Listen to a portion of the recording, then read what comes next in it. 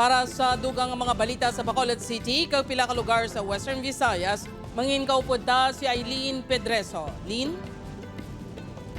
Madamo ginga salamat, Jert. Mga kapuso, duha na kabata ang nahalitan sa palupok sa Bacolod City base sa records ng City Health Office. Yaring balita nga atong gitutukan. Tatlo na ang kaso ng firecracker-related injuries sa Bacolod City sunod sa City Health Office as of December 26, 2024. Una nga na-record nga kaso amo ang 7 ka tuig nga bata nga lalaki nga nakaagom sa paso sa kamot kag tiil matapos malukpan sang 5 stars sa Barangay Estefania kahapon December 26. Ginsundan pag gininis ang 14 anyos nga bata nga lalaki sa Barangay Villamonte nga napilasan sa butkon matapos niigo sang naglupok ang candle bomb o kon kamara. So, nagtawag sila nga may nalukpan. So, immediately, nagagwa kami. So, gintanaw ko, massive ang bleeding sa iya nga left arm.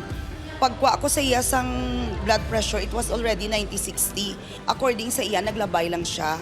So, nalukpan siya. Tapos video kami, tapos paglupok, pagtulo ko sa akong kamot may pilas na. Nakulbaan ko mo kay Kangilo tulokon.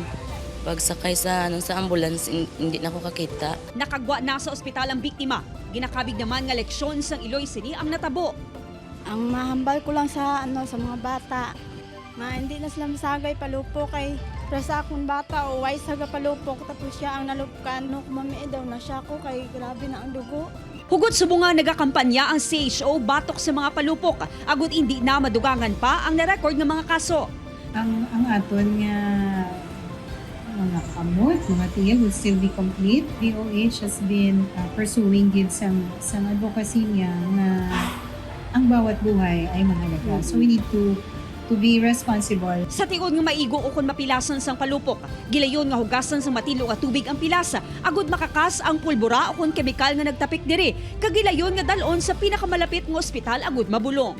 Upod kay Reynald Castillo, Eileen Pedreso. 1 Western Visayas.